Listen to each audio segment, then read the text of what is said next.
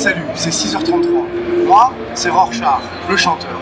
Lui, c'est Baltrou, ma crampe, ma mascotte. On est avec Distribution TV et on vous souhaite le Heavy Metal Fucking Hellfest.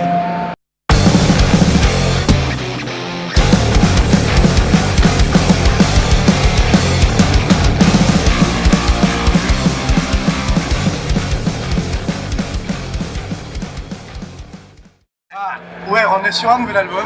En fait, l'an dernier, on a présenté le spectacle qu'on voulait présenter, le visuel qu'on voulait présenter sur scène avec Asylum Picture Show. Et du coup, après avoir présenté ça, on s'est dit que maintenant qu'on avait le concept complet de 6h33, il fallait qu'on fasse un nouvel album et qu'on développe tout ça. Donc, on s'est mis en studio, on a commencé à composer. Ça enregistre déjà des premiers trucs. J'enregistre les premières parties de chant, tu vois, cet été. Et donc, un prochain album à venir. On n'a pas encore de date précise, mais ça avance bien et on se marre bien, donc voilà, c'est bien parti.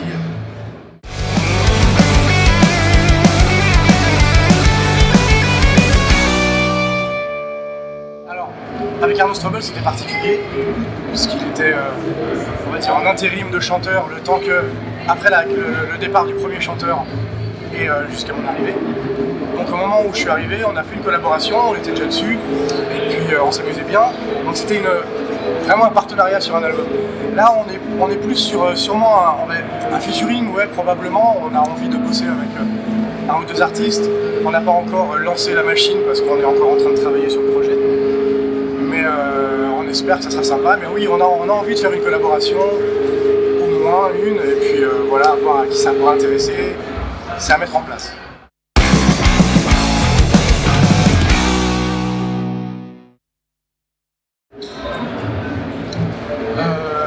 Je crois que c'est pas réfléchi.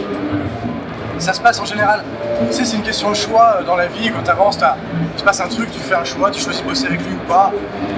Et donc, on est amené avec des rencontres que tu fais dans le chemin que tu as, de t'équiper de personnes qui bossent bien, avec qui tu as envie de faire un truc.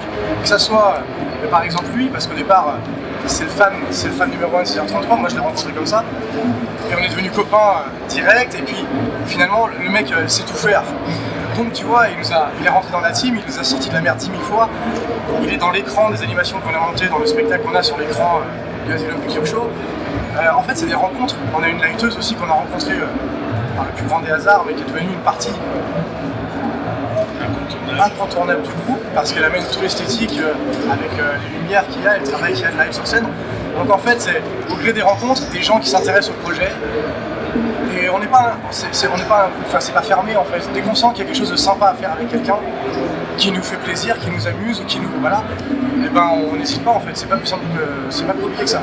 C'est pareil, on a une voix féminine qui est sur Deadly Sins, Béné, qui va revenir sur l'album qu'on fait là parce qu'elle chante super bien, qu'on l'adore, qu'elle bosse bien. Et elle fait pas partie intégrante de 6h33, mais par contre elle pose sa voix sur plein de morceaux. Donc voilà, c'est des gens, des partenariats avec des gens avec qui on aime travailler.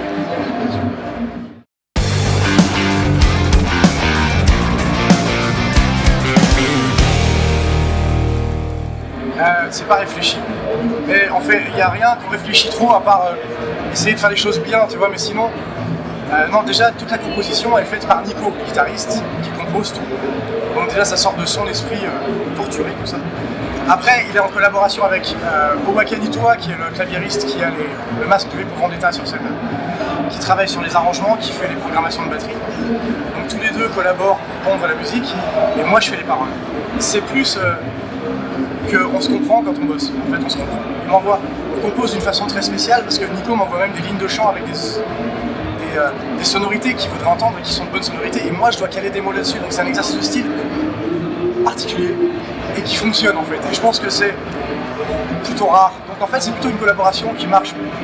Je sais pas pourquoi elle marche, mais elle marche.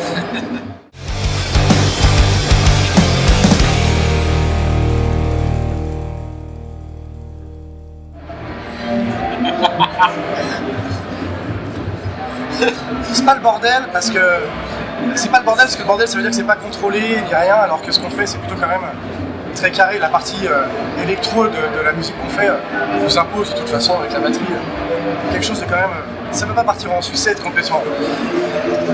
Mais ça part en sucette parce qu'on le veut et qu'on le contrôle en fait. Voilà, c'est juste qu'on fait les cons, mais qu'on le fait sérieusement. Voilà, c'est ta question. La réponse est aussi. Moi, je dirais que c'est quand même assez structuré, mais en étant un joyeux bordel. Tu vois.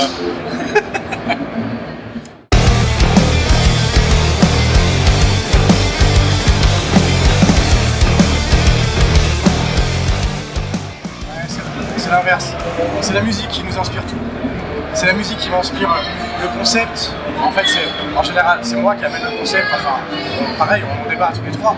Et après à tous les 5 évidemment, mais c'est Nico qui inspire les histoires que je raconte et donc ce qu'on va mettre dans l'écran après. Donc voilà, tout part de la musique.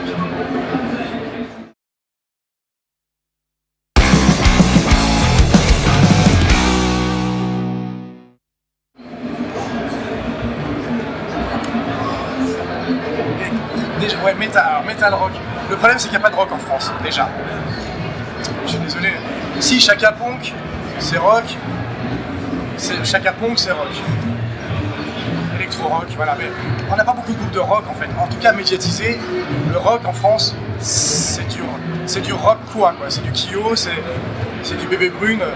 Si, il reste toujours No One Is Innocent qui font ce que j'appellerais du rock quand même, un truc plutôt toujours de qualité, ils sont là depuis longtemps. Mais les mecs sont là depuis longtemps, c'est pareil, c'est des valeurs sûres, les mecs travaillent super bien. Et le métal c'est pareil, on a beaucoup de très bons groupes qui sont là depuis un moment et qui nous permettent au moins d'essayer d'évoluer dans ce milieu-là. Mais c'est les médias qui nous freinent en fait. Il n'y a pas de support média. Le jour où je me baladais sur les 20 000 chaînes que tu as sur ton câble, j'en ai aucune de toutes les cycles, mais il n'y en a pas une seule qui est métal. T'en as 12 qui tous les styles sont représentés, alors que le métal ça marche à mort. Il y a un truc bancal en fait, dans le système, dans le business, qui fait que le rock metal, ça reste pour moi Lofo, Black Bombay, Tagada Jones, toute cette veine-là de mecs qui sont des références et qui sont des contents Loot Blast. Et puis il y a les nouveaux, nous, il y en a quelques-uns, il y a Gojira qui sont là depuis un moment, c'est pareil. C'est une sorte de référence comme s'il y avait que. À l'étranger, c'est pareil. Il n'y a pas que, il y a du monde. Il y a Malmort qui ouvrait ce matin, c'est des mecs qui ont bossé, qui ont joué avec nous, qui ont ouvert pour nous l'an dernier, c'est des potes. Il y a des groupes qui sont bien et qui rentrent au fur et à mesure. La scène métal, elle est là, il y a un truc. Et pour ce qui est du rock, c'est compliqué. Nous, on tend vers le rock autant que vers le métal finalement, et c'est un peu la balance. Il y a un peu tout un bordel, mais du vrai rock avec une énergie simple rock à la Foo Fighters, Skunk Anansie de l'époque, il n'y a pas, je vois pas moi. Et ça me fait chier parce que j'adore ça. Donc voilà ce que j'en pense.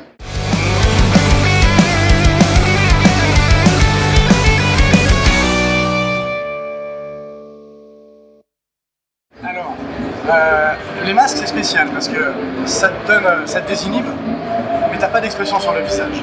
Donc, il faut les faire avec les gestes. Donc t'es obligé d'exagérer énormément ce que tu fais, ce qui le rend théâtral. Et tout ça, ça marche avec le concept de ce qu'on fait musicalement en fait. Je pourrais pas, je suis intermittent, j'ai un groupe de covers qui joue du rock, et je fais plein de trucs différents, j'ai 2-3 projets. 4 mecs sur une scène qui mouillent la chemise, je suis fan, voilà, j'adore.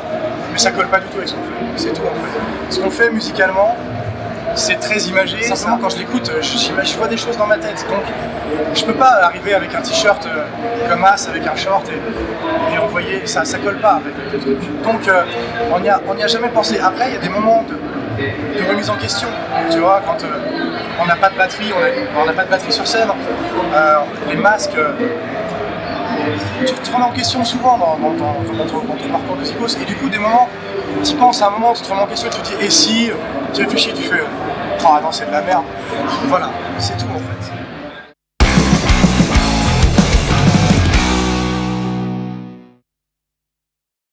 Nous, chacun, tu veux dire les membres. Alors, Owakanitua, donc fait pour Vendetta, qui lui travaille dans son studio, qui bosse avec des éditeurs, qui compose des musiques, fait un peu pour les films, enfin en tout cas il se met là-dedans. Et les autres Zikos du groupe sont pas dans la musique. Donc, le temps que ça nous prend 6h33, t'as pas le temps pour un autre projet, c'est sûr. Et moi, je suis intermittent, donc j'ai un groupe de covers, j'ai des projets. J'ai fait une tournée avec un groupe qui s'appelle Melted Space il y a 2 ans, un truc comme ça, en Europe, avec Lucet, j'ai remplacé leur chanteur qui était pas dispo. Voilà, tu vois, des projets comme ça, des collaborations avec certains artistes, des trucs qui voient des fois jamais le jour. Voilà, donc de concret vraiment là, non, 6h33 nous prend tout le temps qu'on a à investir dedans en plus parce que ça prend énormément de travail et on fait tout nous-mêmes avec les potes qu'on a et l'équipe. Donc voilà, humainement, c'est pas faisable.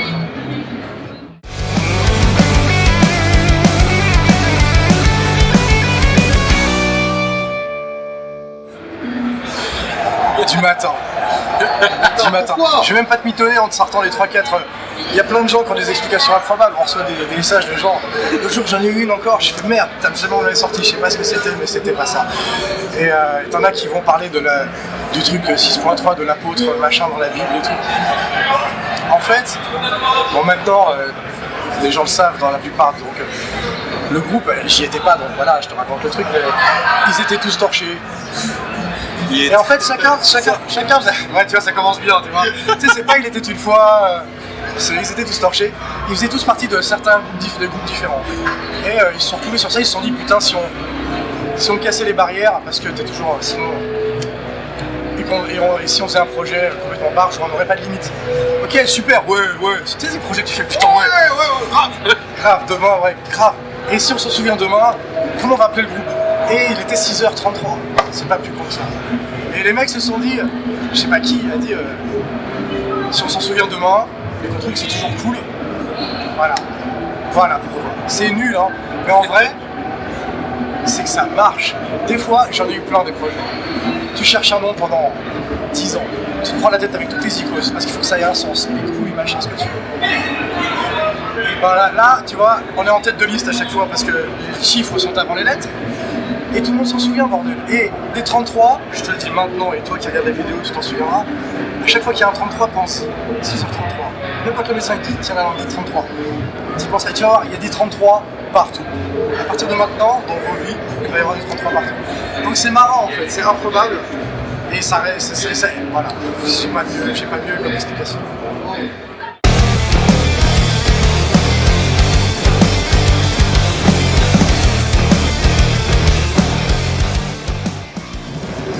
Ah bah je suis content de te sur ta gueule que ça alors, bon ok, ça marche. Une fois, je crois qu'ils étaient partis en Belgique. C'était Zizi à l'époque, avec les gaufres. Donc Z, c'est l'ancien clavieriste aussi. Et donc ils étaient partis faire un concert là-bas. Et en fait, ils ont fini la soirée torchée, etc. Je te passe les détails. Mais au final, l'ancien clavieriste, à un moment, il a fait « Oh putain, moi je vais pisser sur toutes les gaufres. » Parce qu'en fait, le lendemain, donc c'était un festoche, le lendemain, tout le monde se servait des gaufres et tout. Et donc, il a pissé sur toutes les gaufres, et là, monumental. Et là, j'ai fait un putain le bâtard. Et il est là aujourd'hui au Hellfest. Tu sais quoi? Si j'avais dû en sortir une, j'aurais sorti celle-là parce qu'il est là avec toi au Hellfest cette année. C'est pour ça. Franchement, et c'était la pire. Et moi, on me la raconte depuis que je suis dans le groupe. Mais je la connais pas, je l'ai pas vécu, mais c'est devenu une légende urbaine le truc. Laisse tomber. Enfin bon, voilà.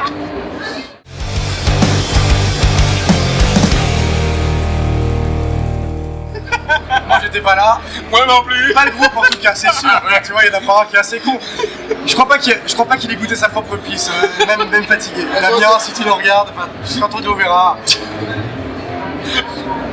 Ils ont été mangés par tous les clients le lendemain. Et le mec, le mec il les vendait. Attends. Tu veux, j'ai le reste de l'histoire. Le mec il les vendait, il commence à gueuler. Tu vois, il se dit, il y a un truc, elles sentent bizarre les crêpes. Et là, t'as un mec qui avait capté, qui avait collé un peu. Mes potes de la veille qui squattaient un peu près du stand, qui dit eux là, en les montrant du doigt, eux là, je les ai vus hier en faillotant, tu sais, la délation. Et donc le mec va les voir, et ils ont mitonné en disant qu'ils avaient piqué quelques gaufres, qu'ils avaient eu la dalle et tout, et ils ont filé un peu de sous. Je crois qu'ils avaient filé des sous en plus, genre en mitonnant. Prescription, hein, ça date, donc c'est ouais, prescription complète. Mais le mec il les a vendus et les gens ils les ont bouffés. Et ce mec là, il est capable de te servir un petit plateau d'apéro avec sa couille dessus en fait, tu vois. C'était le pire d'entre nous tous. Il est magique. Et c'est un bon copain, il est resté pareil, il est dans les images, enfin voilà, c'est les mecs qui restent dans le groupe parce que c'est les copains. C'était la bonne anecdote à raconter. Et tu vois, j'ai encore réussi à parler.